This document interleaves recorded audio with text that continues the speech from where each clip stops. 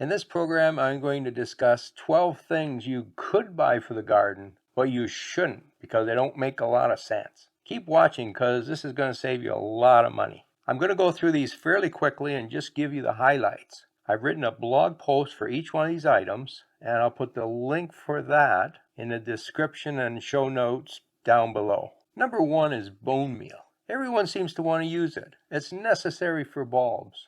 The reality is that bone meal has phosphate and calcium in it, and most soil, at least in North America, doesn't have a deficiency of either one of those. What that means is there's absolutely no reason for you to use bone meal. Now, if you have a deficiency, that's a different story. You might get some benefit from it, but there are better options. If you need phosphate, use some superphosphate. It's a lot cheaper and works better. Calcium is really inexpensive to find. Don't use bone meal. Keep it out of the garden. Number two are the Jiffy pucks. You know these little discs that you buy and you put them in water and they expand into a little cup and then you plant your seeds in there? Boy, they're really popular in the springtime, and I think they're an absolutely terrible idea. First of all, they're too small for seedlings. Long before these are ready to go outside, you got to put them into a bigger pot. The other thing I really don't like about them is that the outer shell here is a plastic netting. That's neither biodegradable nor good for the garden. And you shouldn't plant with this shell on there. You have to cut this off before you plant. These are just a really bad idea. Go and get yourself some real plastic pots. Recycled ones would be best. And that's what I use, and I use them for like 10 years before they're too old and I throw them in the recyclable bin. Number three, don't use fertilizers with vitamin B1 in them. The most popular of these was Super Thrive, but I have seen other products with it in there too. Better Home and Gardens magazine had an article in 1937, and it promoted the idea that vitamin B1 grows better plants. Super Thrive was one of the first fertilizers to put it in, and it made a big deal about it for years. In 1942, the original scientist that worked on this did more studies, and he admitted it doesn't work. In fact, what people found was that plants grow better with water than with water and vitamin B1. It simply doesn't work, and yet this myth is still viable today. People still think it grows better plants. Complete waste of good vitamin and a waste of your money. Don't use it. Number four, this is one product I really hate, and that's weed barrier. So this is a type of plastic material with holes in it that you put down, stops the weeds. Well, it really doesn't stop the weeds. Now, it looks good for a couple years, and that's why landscapers like it, because when they leave, your property looks great, and for the whole next summer, it looks good. But after that, the weeds come. Organic matter lands on top and makes a perfect weed bed. Tree roots grow through it from underneath, and if you ever try to remove this, you damage your trees. Beginning gardeners seem to like this product because it gets them instant gardens with no weeds. Experienced gardeners hate this stuff. There is no use for weed barrier in the garden. Oh, and by the way, if you're going to put it in the bottom of your raised beds, it has no purpose there either. Number five, fish fertilizer. Now, fish fertilizer does work, but it has some real problems. Do you know that most of the fish fertilizer used today is made from live fish that were caught specifically for making fish emulsion? Now, fish emulsion is used in other things like animal feed, but some of it is used to make fish fertilizer. We're actually decreasing the number of these fish in the ocean, and larger fish and mammals like whales and so on don't have enough to eat. This makes no sense whatsoever. Some fish fertilizer products are made from the old leftovers, the fish guts that we're not going to use for anything, and that's much better. So be very careful what goes into the fertilizer you're using. Now, the other reason I really don't like this product is, first of all, it doesn't have any special ingredients. It's really just adding some nutrients and a bit of organic matter to your garden. But the real problem is the cost of the nitrogen. When we buy fertilizer, the most important ingredient is nitrogen. That's the one that plants always are short of. That's the one we don't have enough of in our soils. And that's really what we're paying for. So what does nitrogen cost? Well, if you go and buy Scott's fertilizer, nitrogen costs about 91 cents for 100 grams of nitrogen. Now, admittedly, this was a couple years ago, so maybe slightly higher, maybe $1 now. What about fish fertilizer? How does that compare? Well, the same amount of fish fertilizer costs you $32. $32 or $1. Why would you spend $32 for the fertilizer? All right, some of you are sitting there saying, well, I don't want to use synthetic. I want to go organic. All right, let's compare fish fertilizer to manure. They're both organic. A bag of manure costs you about $4. The same amount of nitrogen, if you buy fish fertilizer, costs you, are you ready for it? $75. $4, $75. You choose. Number 6, anvil pruners. Now, you may not know the difference, but there are two basic styles of pruners, the bypass pruner and the anvil pruner. And I have an article that describes those two and why you would use one or the other. In almost every situation in the garden, you should be using a bypass pruner. There's almost no use for an anvil pruner. I don't know why they sell it. Sometimes the manufacturer even gives you one of each because, hey, you never know which one you need. But the reality is that anvil pruners have no place in the garden except for cutting up old dead wood. And how often do you really do that? And if you do need to do that, you can use a bypass pruner just as easily. Anvil pruners, don't buy them. Number 7, pH testers for soil. So these are these little devices with some probes sticking out the bottom. You stick it in the soil, you wait a few seconds, and you can read off the pH. I've tested a number of these, and they're all pretty useless. Their accuracy isn't anywhere near close enough to be of any use to you. They're really just a toy. If you really want to know the pH of your soil, ask an experienced gardener that lives near you. They'll know the pH, and that's close enough, and the meter is not going to give you a more accurate answer. Don't buy those devices. Number 8, mycorrhizal fungi. Yeah, you can now buy these microbes in a jar. Bring them home, sprinkle them around your garden. These have become really popular. In fact, I've noticed that a lot of the higher-end soilless mixes that you buy in bags have mycorrhizal fungi in them. And the reason for that is that gardeners are starting to understand how important the microbes are in the soil. And so, well, if they're important, we better give you some more. But other companies are making a lot of money in selling you the package. The reality is that adding them to your soil is not going to increase the number of microbes in your soil. That's a topic for another video. But what I'd like to discuss today is the fact that these manufacturers don't even have evidence to show that their product works. A study a number of years ago looked at something like 25 different products, and they found that more than half of them did not have living microbes in them. They're basically selling you useless powder. When they did DNA testing, they found that about a third of the products never had the organism in there in the first place. And that's one of the problems with the product. It's just a powder. You can't tell if you're buying anything of value. I did a little experiment a little while ago, and I contacted 5 popular brands. And I asked them a simple question. Please send me the scientific study that shows your product actually does what you claim it does. Out of the 5, only 1 responded with an actual study. And that one didn't prove their claim.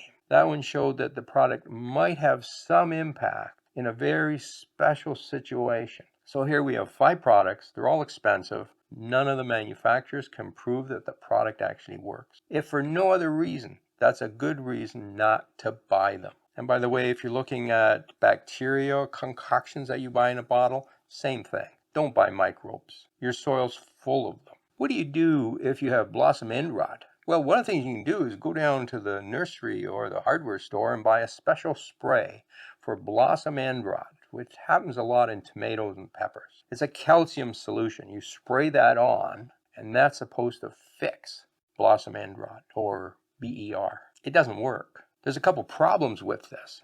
First of all, calcium is one of these nutrients that doesn't move around a plant. So if you spray calcium on the leaves and it gets absorbed in the leaves, it stays in the leaves. It doesn't get moved to the fruit. If you spray the fruit doesn't absorb calcium. It doesn't get in that way either. The only way the calcium's going to work is that if it lands on the ground and the roots get it, the plant will absorb it. Here's the kicker. In almost all cases, blossom end rot is not a calcium deficiency. That's a myth that's been floating around for a long time, but we've known for at least a dozen years now. It's a watering issue. Now, there are some rare cases where there isn't enough calcium in the soil, and so adding more to the soil will help. But in most cases, it's a watering issue. So spraying your plants with calcium is not going to solve the problem. I guess it might if you take that stuff and dilute it into a lot of water, and then you put all that on your plants, because watering your plants does solve the problem. But the actual spray, the calcium, completely useless. Don't buy it. Number 10. It's really great to feed the hummingbirds. I actually do enjoy that, and it's worthwhile doing. Now, you can go to the store and you can buy some special red colored food for these hummingbirds. Well, it turns out that A, the red coloration isn't needed. The color of the liquid food you give the hummingbirds doesn't matter. They're not going to be attracted to the red color. The second thing is that all this is a really expensive sugar solution. It's just water and table sugar. You can make your own for a fraction of the cost. 1 part sugar to 4 parts water. So 1 cup sugar, 4 cups water. Or 1/4 cup sugar and 1 cup water. As long as you keep that ratio, you can make up as much as you want. And contrary to what a lot of people say, that you should heat this up to dissolve it, you don't even have to do that. Just mix them together and stir it for a while. It does take a little while for all the sugar to dissolve, but then you're done and you feed the birds or store it in the fridge. Don't buy commercial hummingbird liquid. Complete waste of money. We're down to some controversial products. Now, a little while ago, I seen this thing called a sun calc. It's a little disc with a probe, and you stick it in your garden. It has a little computer inside, and it measures the light and tells you whether or not that spot is sunny, shady, part shade, part sun. Now, when I seen this, I thought, that doesn't make any sense. Why don't you just go outside and look up? You'll see whether it's sunny or not. I mean, that's what I did my whole life. I never needed a gizmo. And remember, these gizmos, they have metal in them, they have plastic in them, they have computer devices inside, they have a little sensor for the sun, they have to be manufactured, probably overseas, then they get shipped to North America or Europe, then they get shipped around the country, then they're in a store somewhere. All of that has a huge impact on the environment. So always ask yourself, do I really need this product? All right, back to the product. So I wrote a little article and said, this is a useless product, you don't need it. And I got quite a few negative comments. People wrote in and said, I don't have time to do this. I need a device. These people, they work 24/7. They have no time for gardening. So they go and buy a sun calc to figure out when it's sunny. After a couple years and getting lots of comments like that, people really thought this was a useful tool. I sat down and did a little test. I compared the two methods. My method, pen and paper, to the sun calc method. And I compared to see which one actually took more time. How did these two methods compare? All right, if you do by pen and paper and you follow my method, and I've made a video on that, it will take you about 1 hour of total time. And that includes drawing out your garden and so on. This is a garden with 2 beds and a total area of 274 square meters. So it's a fairly small garden, all right? Pen and paper, it'll take you 1 hour and you can get it done in a day. Because you have to go out in the morning and at noon and in the evening. So it does take a whole day, but a total time of 1 hour. And you have a sun map. So how does that compare to the electronic gizmo? Well, with the electronic device, it's going to take you at least 2 hours of total time. And that's split up over 67 days. What? 67 days? Are you kidding me?